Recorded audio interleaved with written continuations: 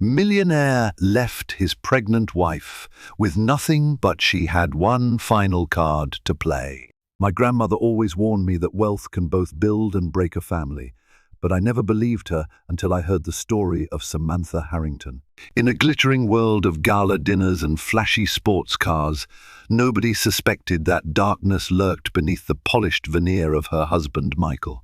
As a self-made millionaire with a powerful presence, he dazzled everyone he met, yet behind that success was a cold heart capable of cruel abandonment. A tale of heartbreak. So buckle up for a journey into deception, regret, heartbreak, and one woman's courage to fight for what was rightfully hers. Samantha Harrington was not born into wealth or privilege. She grew up in a modest home on the outskirts of Shreveport, Louisiana, where her parents, Maria and Thomas Rivers, worked tirelessly to make ends meet. Her father owned a small mechanic shop, fixing local cars during the day and reading engine manuals at night. Her mother was a homemaker, devoting her time to raising Samantha and her younger brother, Damien, while keeping the household afloat with resourceful budgeting. From an early age, Samantha displayed a keen mind and a fierce determination to succeed. Her parents praised her for her dedication at school, where she constantly excelled in academics and extracurricular activities. Samantha's teachers would say there was a spark within her, a spark that could light up an entire room. It was no surprise when she earned a scholarship to a prestigious college in New York. Though leaving her family behind felt bittersweet, Samantha's ambition propelled her forward.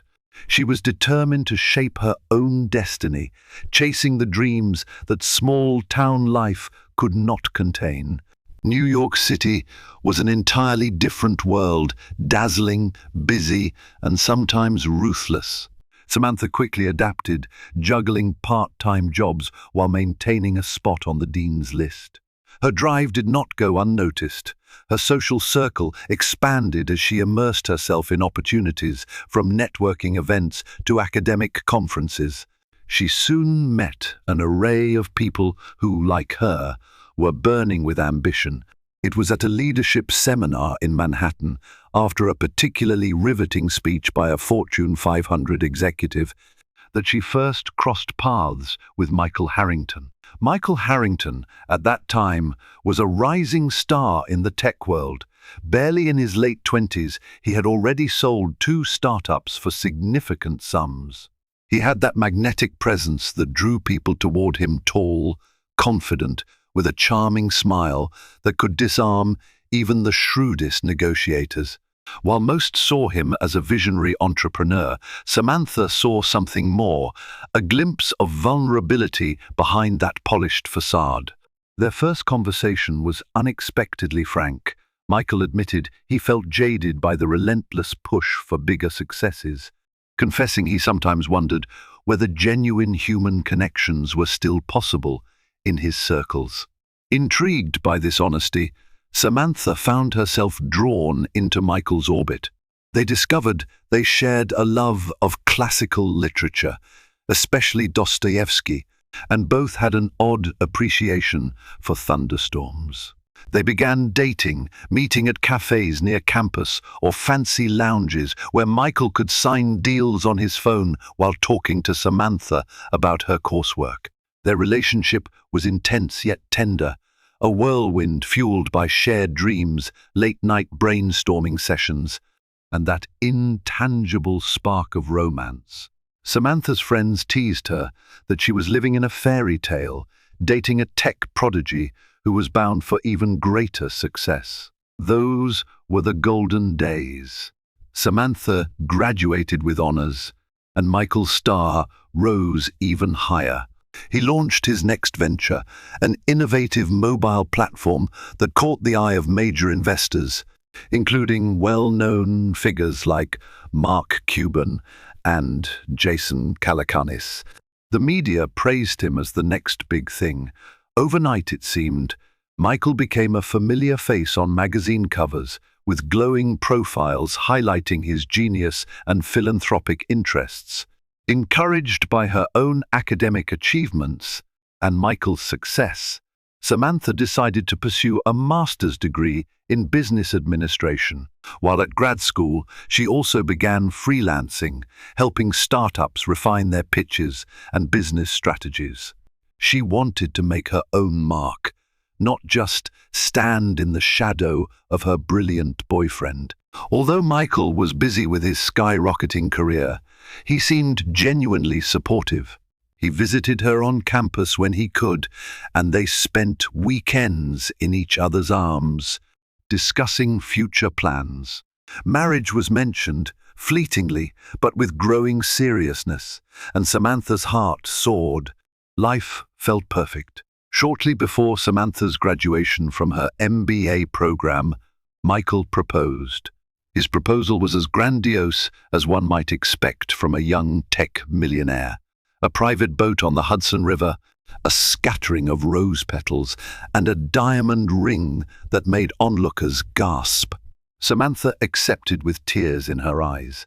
They soon married in a spectacular wedding ceremony held at a luxury hotel in New York City. Esteemed guests, from venture capitalists to celebrities, filled the grand ballroom. Samantha, radiant in her designer gown, felt like she was floating on air. Journalists snapped pictures, and social media buzzed about the Harringtons, New York's new power couple. Yet beneath the glamorous surface, there were subtle signs that everything was not as perfect as it seemed. Michael's growing influence came with immense pressure, and with pressure came stress, mood swings, and occasional outbursts. At times, he brushed off Samantha's attempts to talk about simpler things, weekend getaways, family gatherings, insisting that the only thing that mattered was growth and recognition. Samantha attributed these changes to the strain of being a public figure, telling herself that the kind, vulnerable Michael she first met was still there, hidden behind a shield of ambition. As the months turned into a year, Michael's restless drive for success seemed to escalate. Late-night phone calls, global summits, and clandestine meetings with financiers replaced date nights and quiet evenings at home. Samantha's role in his life started to feel more like an accessory than a partnership. She tried bringing up the topic gently, suggesting they take a short vacation or at least an extended weekend to reconnect. But Michael always had an excuse: an impending deal, a crucial product launch, or some other urgent matter requiring his undivided attention. When Samantha discovered she was pregnant, she thought it might be the turning point they both needed. Nervous yet excited, she broke the news to Michael, half expecting him to leap with joy. Instead, he grew silent. He managed a faint smile, saying he was surprised but would fully support whatever she chose. However, she sensed his unease. Over the following weeks, Michael's engagement in her pregnancy felt superficial. He bought expensive baby gadgets and arranged for the finest prenatal care, but his emotional distance widened, as if the impending arrival of a child was more burden than blessing. To make matters even more concerning, rumors began swirling in social circles that Michael was spending time with influential figures in shady deals. One evening, Samantha's old friend from college, Carlos Delgado, now an investigative journalist, pulled her aside. He told her to be careful. Michael's name was popping up in hush-hush conversations about questionable investments in real estate overseas. Samantha brushed it off initially, trusting her husband and believing he was simply exploring new business frontiers. However, the seeds of doubt were planted. During Samantha's 5th month of pregnancy, she stumbled across a stack of documents in Michael's home office. They detailed complicated ownership structures, funneling large sums of money through shell corporations. The destination was unclear, and the language was dense with legal jargon. She tried asking Michael about it, but he dismissed her concerns, labeling them as mere expansions. Something felt off. More than once she caught him on late-night calls, speaking in hushed tones, quickly hanging up when she entered the room. Samantha wrestled with her conscience, torn between loyalty to her husband and the unsettling feeling that something nefarious was happening. She confided in Carlos again, who gently urged her to be cautious. At one point, he even suggested she speak to John Addison, a veteran attorney based in Glendale, Arizona, known for representing clients in financial misconduct cases. But Samantha hesitated, afraid to cause a rift with her husband, worried about her unborn child, and uncertain of what exactly she was dealing with.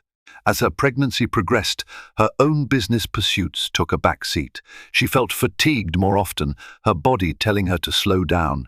Michael, however, sped up, making deals and traveling internationally without respite. Their interactions dwindled to sporadic text messages and short phone calls. He missed several doctor's appointments that Samantha had hoped he would attend. When she confronted him, Michael brushed it off with a practiced charm, insisting he was juggling important deals for their future and promising he would be there for the birth. She wanted to believe him, but was beginning to see cracks in the facade that once seemed so polished. Then came the day that shattered what remained of Samantha's illusions. With no warning, Michael announced he needed to leave for a business trip to Switzerland to finalize a multi-million-dollar investment opportunity. Samantha was 8 months pregnant, exhausted, and in need of support. She pleaded with him, her voice trembling, to reconsider. Could someone else handle this deal? Could he conduct the meeting remotely? Michael's response was colder than winter ice. He told her that business took precedence, that stepping away now would jeopardize everything he had worked for.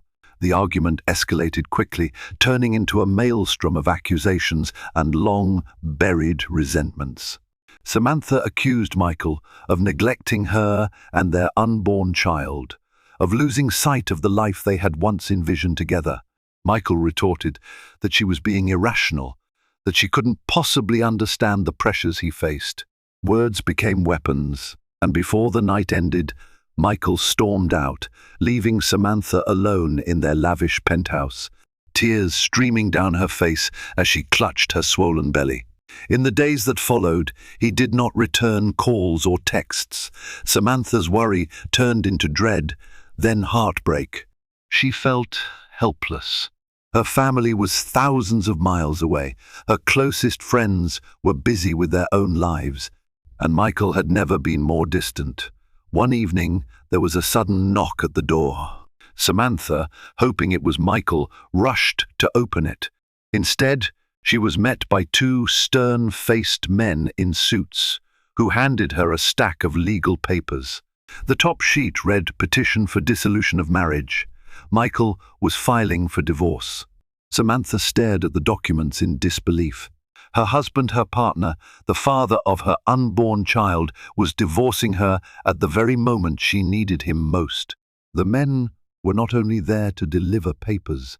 They informed her that Michael had moved out permanently and that she was required to vacate the property within a week, as it was listed under one of Michael's corporate entities.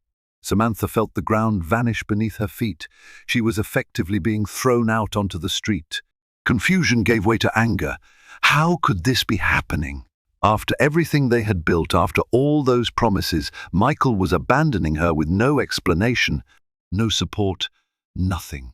Samantha's fingers trembled as she dialed his number repeatedly, but each call went straight to voicemail. Her messages went unanswered. As she read through the divorce filing, it became apparent that Michael had been meticulously preparing for this. Hidden clauses and prenuptial stipulations left Samantha with almost no claim to his assets. It was clear he wanted to leave her penniless. She felt betrayed and humiliated, but also a fierce surge of determination welled up within her. This was not just about her own survival. It was about the child she was carrying. She could not simply let Michael walk away without any accountability. Wiping her tears, Samantha packed what personal items she could manage. Unsure of where else to go, she found herself at the doorstep of her friend Carlos Delgado, who welcomed her into his small apartment with open arms and a worried expression. In the cramped living room that night, Samantha poured her heart out. Carlos listened intently, his face growing more serious with each passing detail. When Samantha showed him the divorce papers and mentioned the shady documents she had seen, Carlos exchanged a glance that spoke volumes.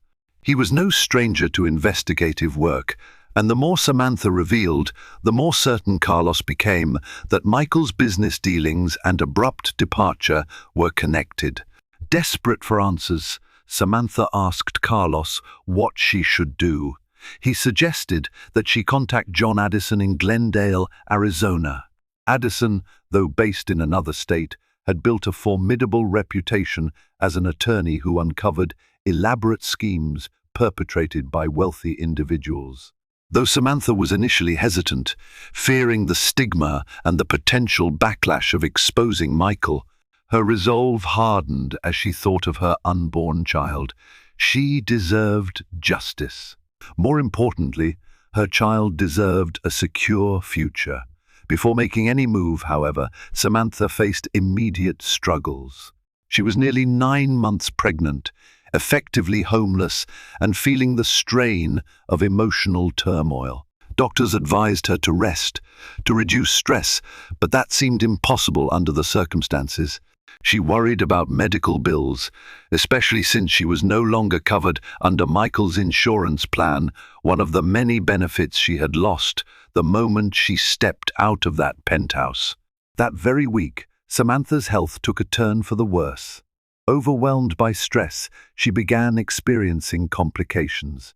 Carlos rushed her to a local hospital, where doctors warned her she might need an emergency C-section if her condition didn't stabilize. Samantha lay in the sterile hospital bed, her heart pounding with fear and anxiety. She was alone, uncertain, and facing the prospect of bringing a child into the world under the harshest of circumstances. Yet even in that dark moment, a fire ignited within her. She was not going to give up.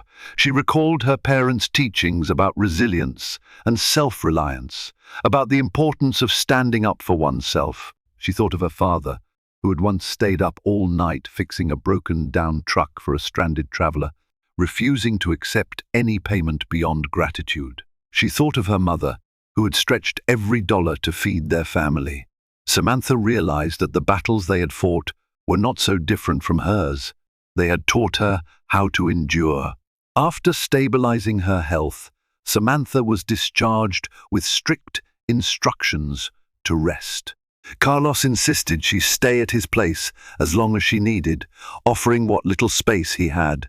She felt indebted to him, but also immensely grateful. Meanwhile, Carlos leveraged his journalistic network to gather information. He uncovered that Michael had liquidated large portions of his holdings and transferred them to accounts under newly formed shell corporations. Real estate properties, yachts, luxury cars, everything was being shuffled around at an alarming pace. Something big was happening, and Samantha had the sinking feeling that Michael was positioning himself to vanish from her life completely, leaving behind no legal trail that could tie him down. The betrayal cut deep, but it also steeled Samantha's resolve. She decided it was time to call John Addison. With trembling fingers, she dialed his office number, not sure what to expect. John Addison was initially skeptical when he received a call from a distraught woman claiming her millionaire husband was divesting assets to leave her penniless. He had heard similar stories before, some exaggerated, others genuine. However, when Samantha provided glimpses of the documentation and mentioned the timeline, Addison grew quiet. He asked her to send him any evidence she had, promising to review it personally. For Samantha, that call was the first step toward reclaiming her life. In the background, the ticking clock of her pregnancy reminded her that she didn't have much time. She was due any day, and she had to ensure her child's future was safeguarded. The divorce papers lay on Carlos's coffee table like a looming menace. She knew that if she signed them without a fight, she would be discarding her rightful claims and any chance of holding Michael accountable. Days turned into a blur of phone calls, emails, and hushed conversations as Samantha, guided by Addison's counsel, began building her case. She discovered that Michael's behavior was not a spur-of-the-moment decision. For months, he had been orchestrating this exit strategy. Bank accounts were drained, properties sold, and even joint investments mysteriously dissolved. Then, in an unexpected twist, Samantha received an anonymous tip in her email. It was a cryptic message that read, "Watch the real estate deals in Kuala Lumpur." Attached was a single PDF containing detailed records of property transfers in Malaysia, all linked to one of Michael's shell companies. The identity of the sender was masked by a burner email address. Samantha immediately forwarded it to Addison, who responded with a single word, "bombshell." With this new evidence, Addison laid out a bold plan to file an emergency injunction to freeze Michael's assets until the divorce proceedings were properly settled. It was a risky move. Samantha worried about the backlash, about Michael's reach and his well-paid legal team. However, Addison assured her that if they moved quickly and quietly, they stood a strong chance of obtaining a court order before Michael could hide everything. Samantha felt a stir of hope tinged with fear. While this legal storm brewed, Samantha battled her own storms of physical and emotional exhaustion. She worried that all this stress might harm her baby. Late at night, she would lie awake, feeling the gentle movements in her womb, wishing she could shield her child from the chaos outside.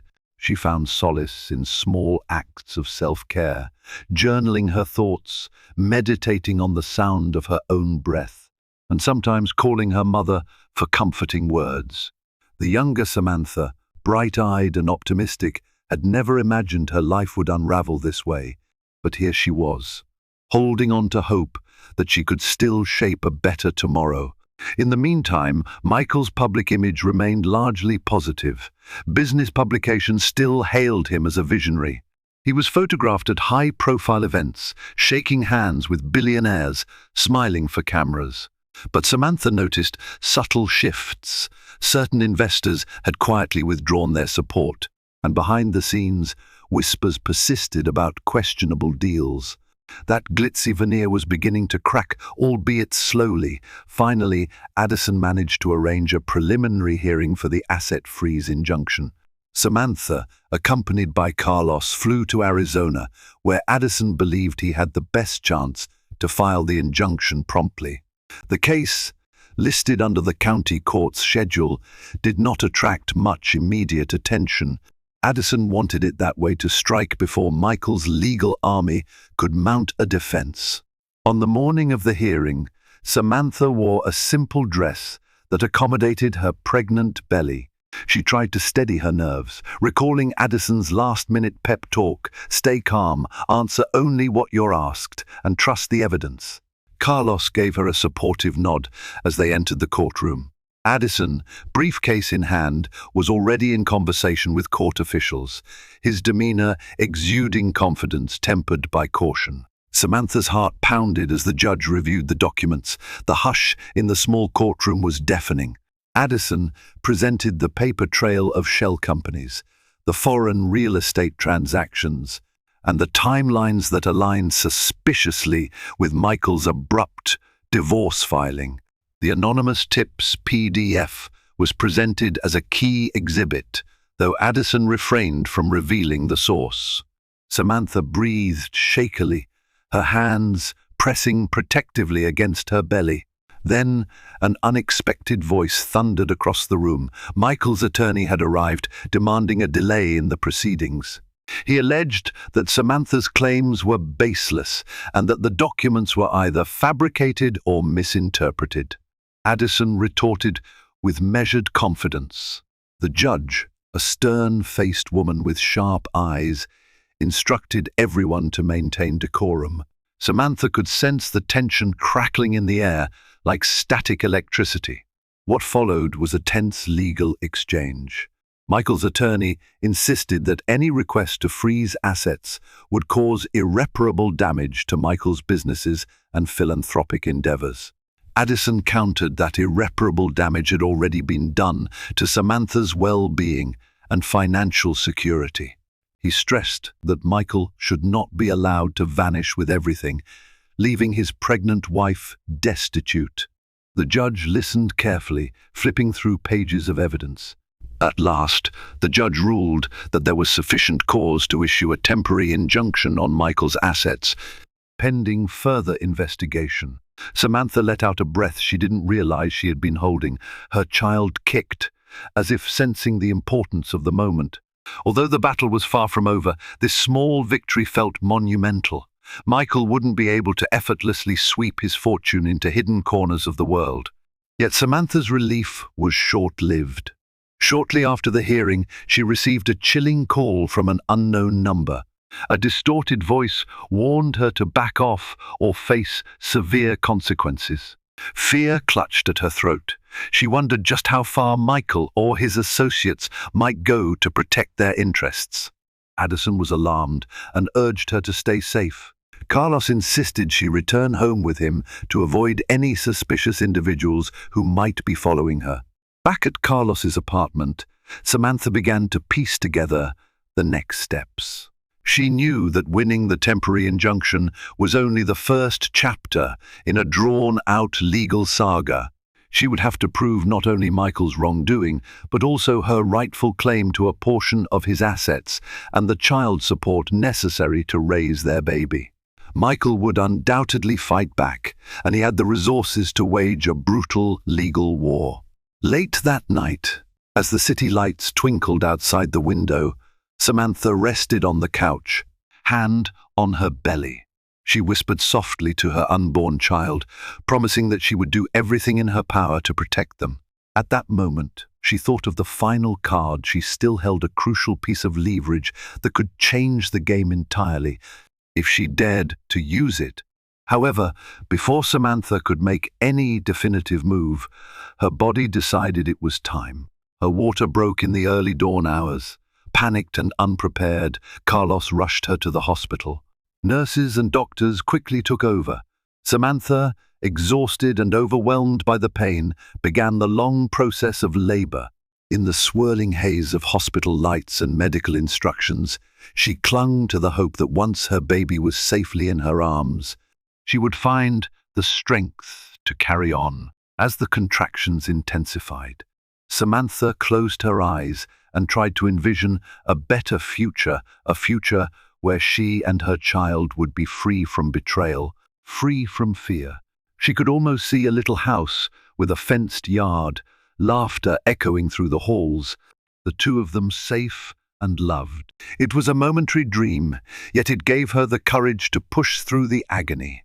Finally, after hours that felt like an eternity, the room erupted in a symphony of relief and new life. Samantha heard the first cry of her newborn, and tears streamed down her face as the doctor placed a tiny baby girl in her arms. A cascade of emotions swept over her: joy, sorrow, hope, anger, and a fierce maternal love that dwarfed them all. She cradled her daughter against her chest, whispering vows of unwavering devotion. If Michael thought he could abandon them, he was gravely mistaken. Samantha vowed then and there that she would fight with every ounce of her being to secure her baby's future. Little did she know the trials awaiting her were more treacherous than she could have ever imagined. Yet within that hospital room, in the soft glow of morning, Samantha felt a renewed sense of purpose. She had survived heartbreak, betrayal, and near ruin. Now, as a mother, she was more determined than ever to use that final card, a secret weapon that could turn the entire game on its head. Samantha spent 3 days in the hospital recovering from childbirth. Each minute she marveled at her daughter, whom she named Aurora, symbolizing the dawn of new beginnings. Beneath the gentle glow of fluorescent lights, Samantha vowed never to let Aurora experience the pain of abandonment. Though her heart still ached with betrayal, she recognized that Aurora's existence was a gift, a reason to fight more fiercely than ever. In the quiet moments when Aurora slept, Samantha found herself revisiting those secret documents she had once dismissed as minor concerns. She recalled the night she first laid eyes on them, the lines of complex legal jargon that hinted at Michael's covert maneuvers. It was like a tangled web, and now more than ever, she needed to unravel it. Because if Addison's legal strategies faltered, if the temporary injunction was lifted, Michael could simply vanish with his wealth and influence, leaving her with a child to raise and no means to do so. On the fourth day, Samantha was discharged. Carlos picked her up from the hospital, carefully securing Aurora's tiny body in a second-hand car seat. The small apartment, cluttered as it was, became their temporary haven.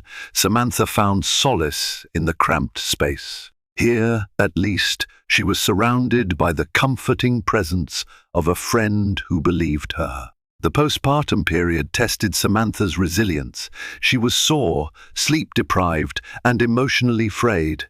Yet each time she gazed into Aurora's big, curious eyes, she felt a wave of determination.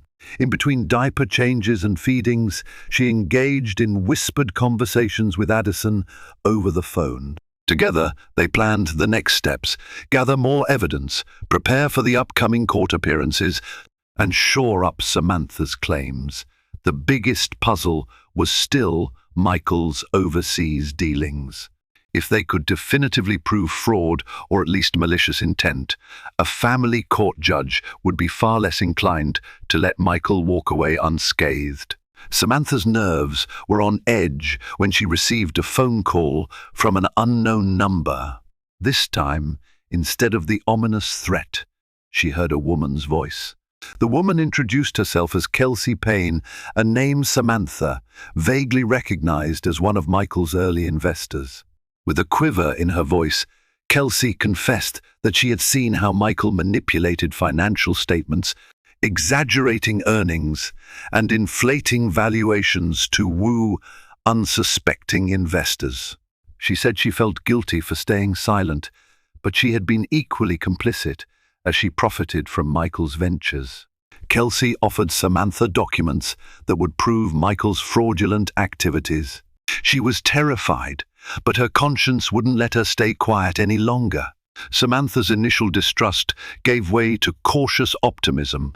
If Kelsey's evidence was solid, it could bolster the asset freeze injunction and strengthen Samantha's position in the divorce proceedings. However, meeting Kelsey in person was risky. Michael's network was far-reaching, and if he suspected that people within his inner circle were turning against him, there could be dire consequences. Nevertheless, Samantha arranged a discreet meeting in a small cafe on the outskirts of the city. She left Aurora in Carlos's care, anxious the entire taxi ride. The cafe was almost empty, its dim lighting obscuring the few patrons inside. Kelsey arrived disguised in a large hat and sunglasses. She slid into the booth, her hands trembling as she offered Samantha a flash drive. As Samantha clutched it, she felt its weight as if it were a precious artifact. On that tiny device lay proof that could topple Michael's house of cards. "Look at the spreadsheets, especially around the Series B funding," Kelsey whispered, her gaze darting nervously. He used overseas accounts to launder money, so it would appear as legitimate capital inflows. Investors were told it was fresh investment, but in reality, it was Michael funneling his own cash back into the business to inflate the company valuation. Samantha's stomach churned with a mixture of revulsion and grim satisfaction. She couldn't help but wonder how long Michael had planned such deceit. Had their entire marriage been just another transaction in his grand scheme? Before leaving, Kelsey warned Samantha to be cautious. "Michael's not the type to let anything stand in his way. If he learns I gave you this, it could ruin me too." Samantha could see the fear etched into the woman's face, fear of retribution, fear of losing everything she had. Yet Kelsey offered a small smile.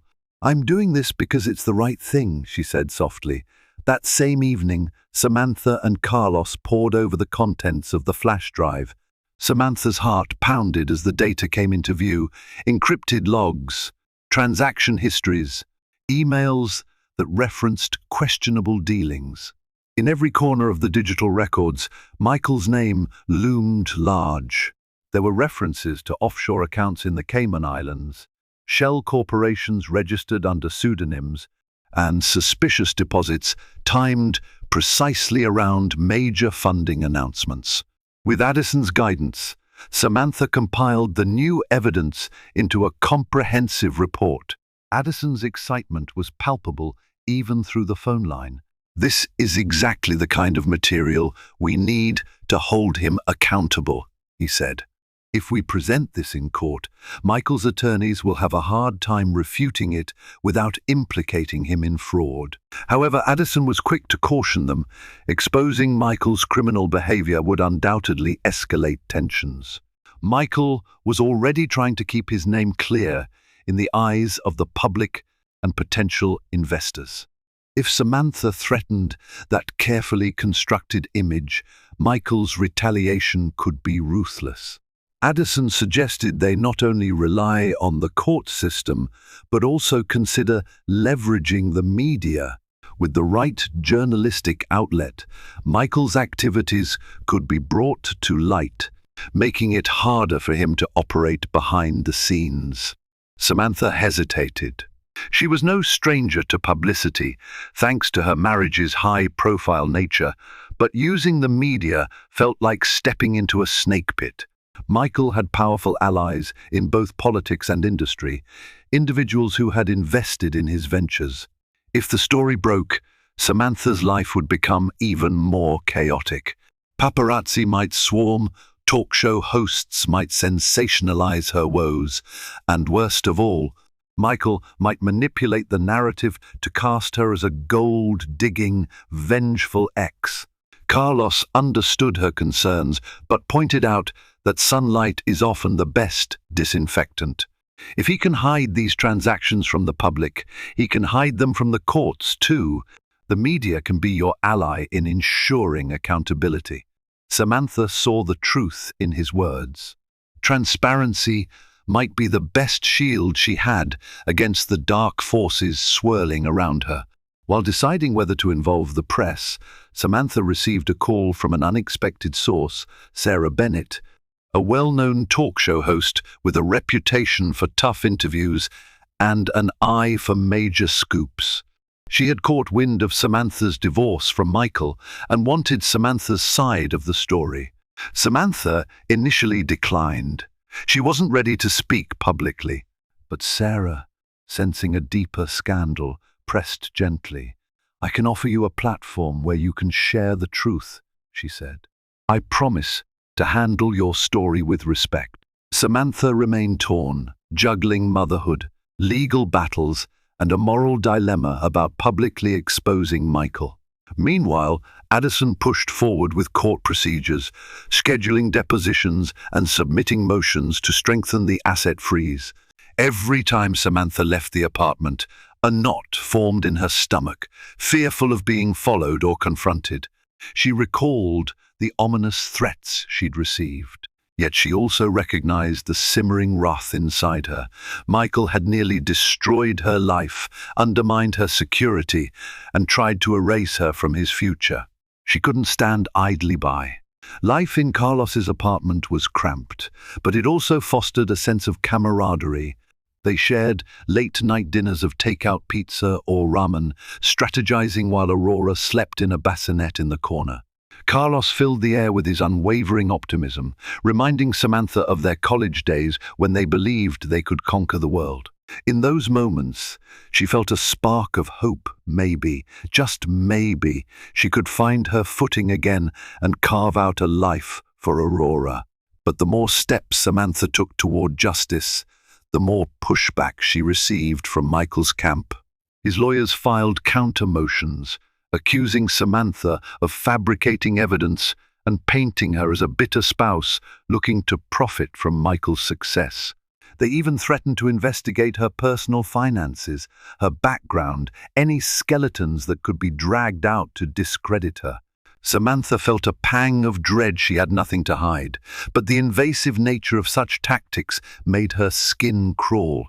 One evening, as Samantha rocked Aurora to sleep, she heard Carlos arguing with someone at the door.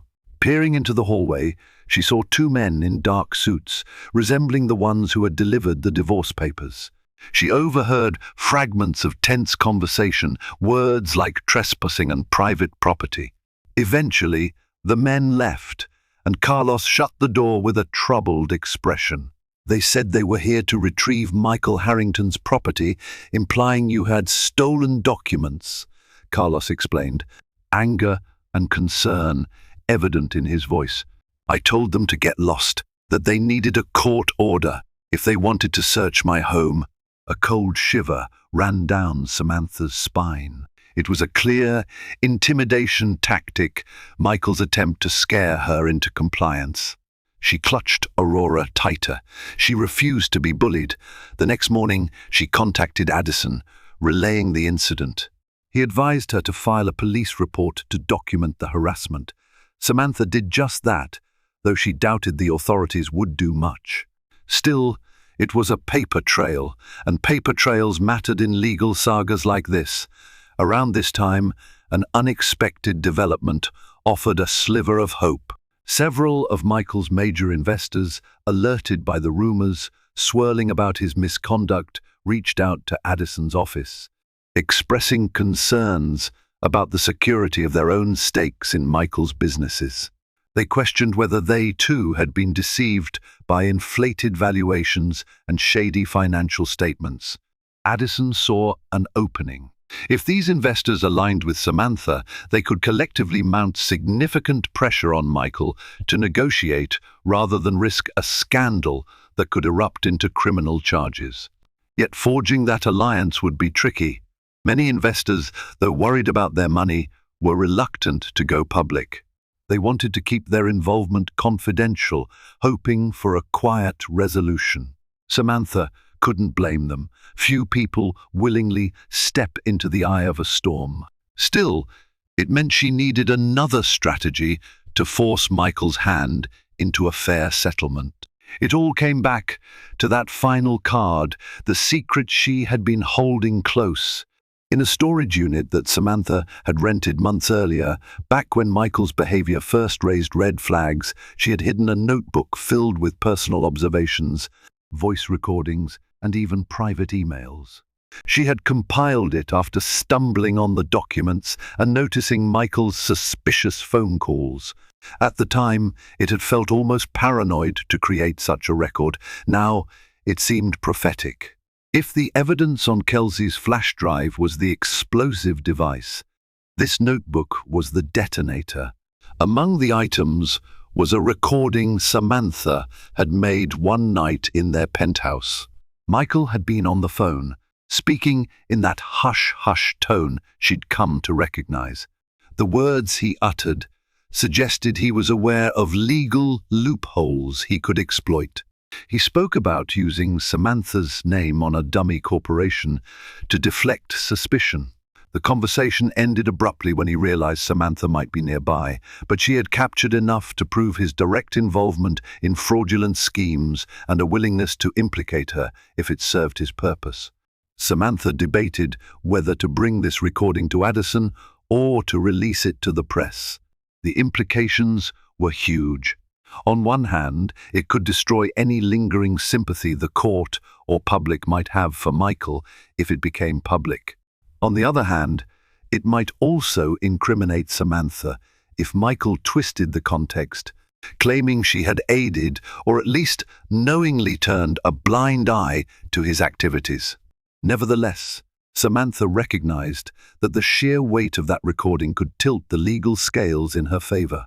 After days of soul-searching, she decided to share it with Addison first. If they introduced it strategically in court, it could ensure a more favorable settlement or judgment. Addison was stunned when he heard the recording. He immediately cautioned Samantha about the legalities of recorded conversations, but after reviewing the laws in their jurisdiction, he deemed it admissible because it was in their mutual residence. and Michael had no reasonable expectation of privacy regarding criminal activity.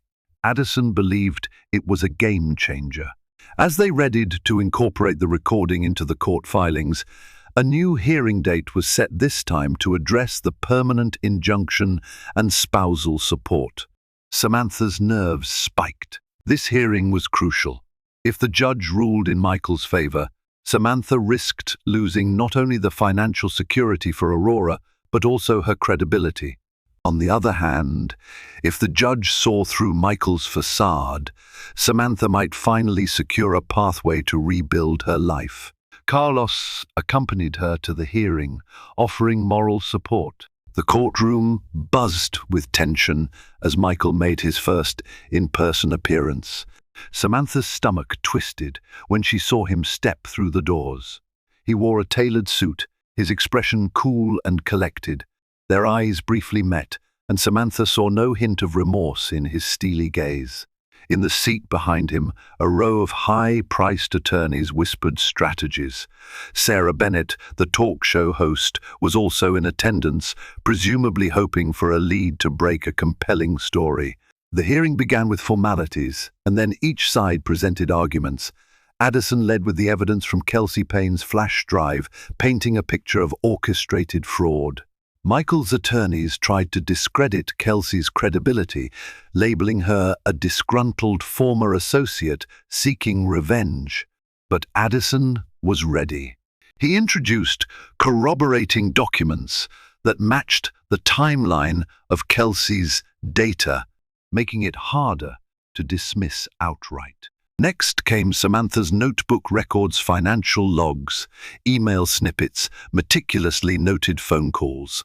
Michael's attorneys scoffed, framing it as an obsessive attempt by a jealous spouse to pry into Michael's business. However, the turning point arrived when Addison announced an audio recording. Michael's attorneys scrambled to file objections. The judge, intrigued, allowed Addison to play a short but damning segment. In it, Michael's voice was unmistakable, discussing overseas funds and referencing how he could manipulate corporate structures. A hush fell over the courtroom. Michael shifted in his seat, his jaw tightening. Samantha couldn't breathe. She watched the judge's expression remain impassive, but something shifted in the room's atmosphere. Addison finished by stating, "This is but one piece of a larger puzzle, Your Honor. We believe this demonstration shows Mr. Harrington's willingness to deceive not only his business partners, but also his spouse." Michael's lead attorney launched into a spirited defense, alleging the recording was taken out of context, that it was incomplete, and that Samantha was using dirty tactics. He painted Michael as a visionary entrepreneur whose words were merely misunderstood, yet the damage was done. Even if the full context was unknown, the seeds of doubt had been sown in the judge's mind. As the hearing wound down, the judge took a recess to deliberate. Samantha clutched the arms of her seat, her heart hammering. She noticed Sarah Bennett scribbling feverishly in a notepad, likely sensing the magnitude of the revelations. When the judge returned, she issued an extended asset freeze and authorized a deeper forensic accounting of Michael's businesses. She also granted Samantha a temporary spousal support arrangement, plus child support for Aurora. Michael's face flickered with anger, but he remained composed. Outside the courtroom, Samantha exhaled shakily. They had won a critical step, but the war was far from over. As Addison and Carlos offered congratulations, Samantha spotted Michael across the hallway. He stood surrounded by his legal team, but for a moment, their eyes locked again. She saw fury, but also a flicker of something else, worry. Days turned into weeks. The forensic accountants began sifting through Michael's empire. Rumors circulated that the authorities might launch a formal investigation. Michael's once unstoppable momentum seemed to stall.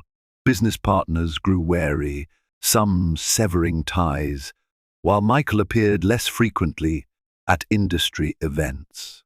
Samantha braced herself for retaliation, but none came directly. Instead, Michael's lawyers tried every legal maneuver to slow the process, from requesting extended deadlines to challenging every piece of evidence Addison submitted. The legal bills piled up, but Addison assured Samantha that if the final outcome was in her favor, Michael could be forced to cover her legal fees. In the midst of this legal maze, Samantha's life at Carlos's apartment continued. Aurora was growing, beginning to smile, coo, and reach for toys with her tiny fingers. Every milestone filled Samantha with renewed vigor. She had no illusions that her troubles would vanish overnight, but seeing Aurora flourish made each struggle worthwhile. One afternoon, while Aurora napped, Samantha's phone rang. It was Sarah Bennett again, requesting an exclusive interview. The recent court hearing had piqued public interest, and Sarah believed Samantha's story would resonate with countless women who'd faced betrayal.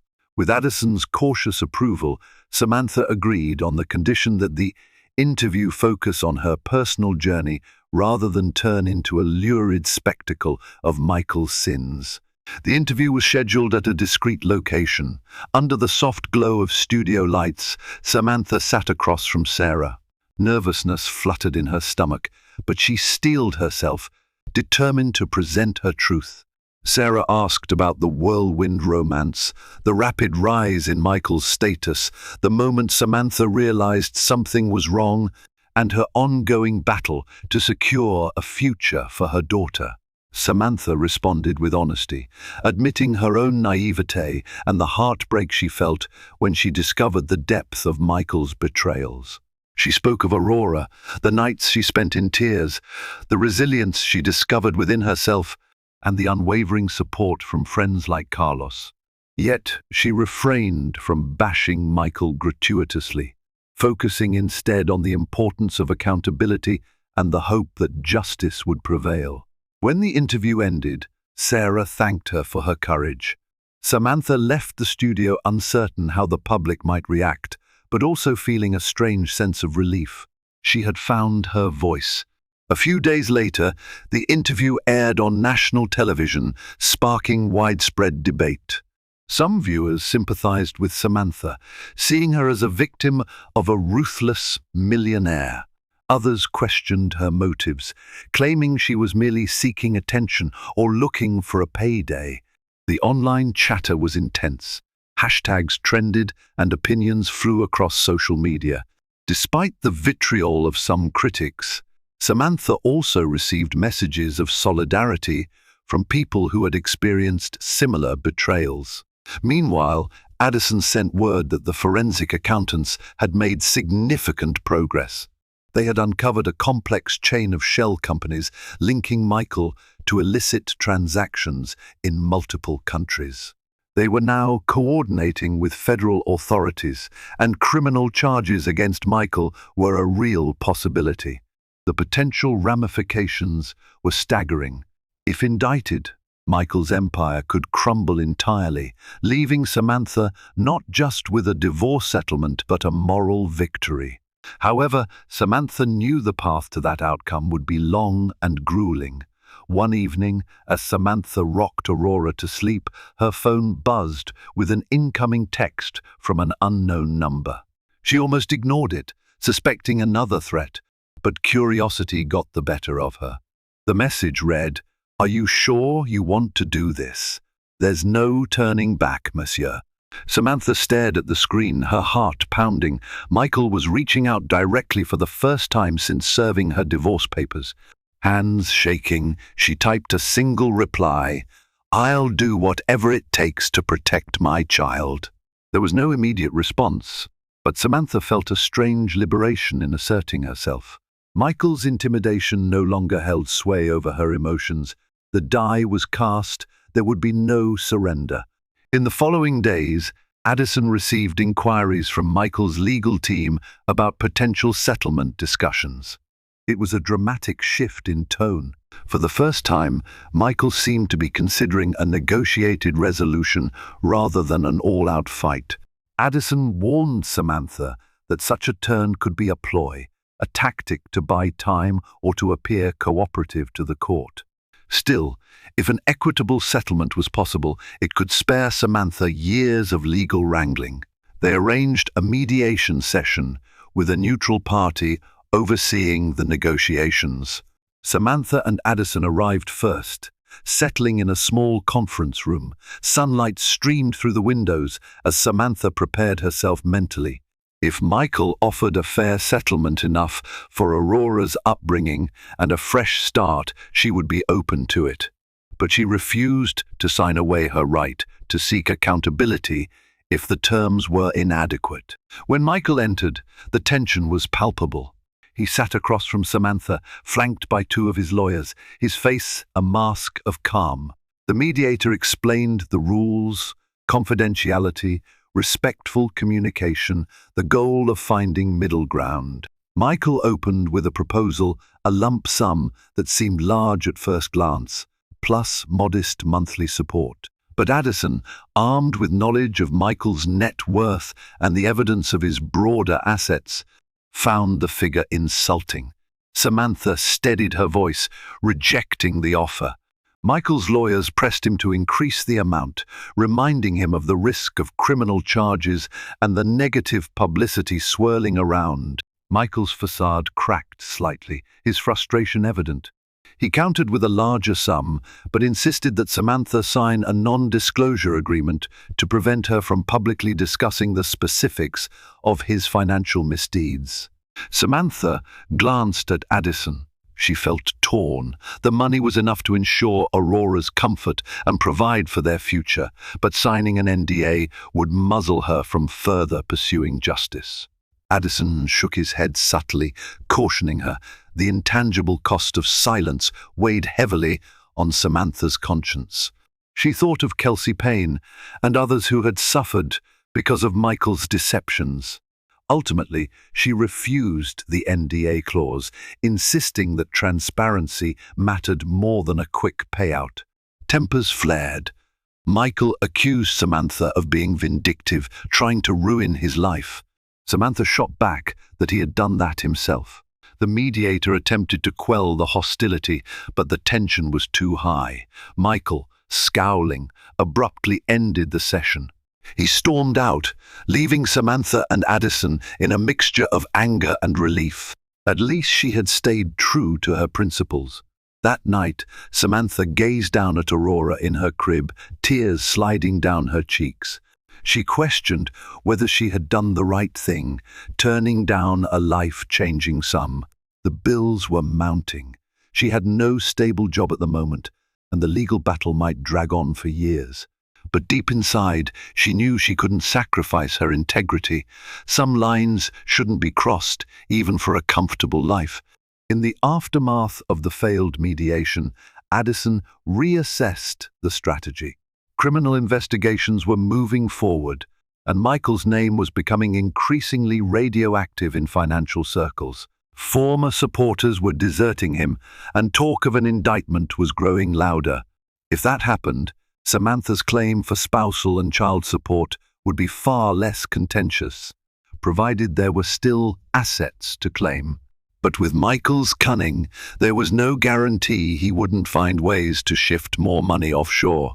Addison believed that the best move was to expedite the divorce trial, armed with the damning evidence they had. If Samantha secured a favorable judgment sooner rather than later, she might receive a court-ordered payout before Michael's empire collapsed under criminal charges. As the divorce trial date loomed, Samantha felt a swirl of emotions, anticipation, dread, exhaustion, and resolve. She had walked a long, arduous road, abandoned at 8 months pregnant, forced to fend for herself, threatened and maligned. Yet she remained standing, bolstered by unyielding love for her daughter and the unwavering support of friends like Carlos and Addison. In her quieter moments, she thought about the final piece of leverage she still held, the potential to take her story, backed by all the evidence, to a global investigative publication. She had been in contact with journalists at big-name outlets, though she held them at bay for now. Releasing everything publicly could overshadow the trial proceedings, but it would also expose Michael's scheme on a grand scale, potentially ensuring that justice was served no matter what stunts he pulled in court. And so, Samantha found herself at the threshold of a climactic chapter. Each day she rose early, feeding Aurora and then diving into hours of legal prep with Addison. She rehearsed her testimony, steeled herself for cross-examination, and fortified her emotional defenses. She was determined not to crack under pressure. Though Michael had tried to leave her with nothing, he had underestimated the power of her resolve. Late one night, Samantha received another cryptic email from the anonymous tipster who had first directed her to Michael's property dealings in Kuala Lumpur. The subject line read, "He's unraveling." The brief message hinted that Michael's network of shell companies was collapsing under increased scrutiny. Samantha forwarded the message to Addison, who responded that it matched what they were hearing from the forensic accountants. For the first time in many months, Samantha allowed herself a cautious smile. Maybe justice was closer than she dared hope. However, as promising as events seemed, Samantha knew the final showdown still lay ahead in court. She would have to face Michael again, lay bare the details of his betrayal, and trust that the judicial system would see the truth. It was a daunting prospect, but Samantha's fears were tempered by a fierce maternal love. She would fight for Aurora's future with every breath. Just as the date of the trial appeared on the calendar, Carlos handed Samantha a small gift box. Inside was a simple silver pendant engraved with the word strength. He smiled, telling her he believed in her, that no matter what happened, she had already proven her resilience. Samantha clutched the pendant, tears gathering in her eyes. With Aurora in her arms, she felt the warmth of unwavering friendship, an armor against the storms to come. Little did she know that fate had even more twists in store. In the days leading up to the trial, Samantha would discover that sometimes the strongest weapon isn't just hard evidence or legal savvy. Sometimes the final card to play is an unbreakable spirit, fueled by hope, love, and the unshakable conviction that truth must prevail, no matter the cost. As Samantha prepared to face the final chapter in court, she carried with her the strength that had blossomed from every painful setback. Though Michael had tried to strip away her security, he had only fueled her resolve. Now, armed with evidence, determination, and the unwavering support of those who believed in her cause, she stood on the cusp of a hard-won victory. If you want to see how Samantha's story ends, and whether justice finally triumphs, be sure to hit that like button, share your thoughts in the comments below, and subscribe to our channel.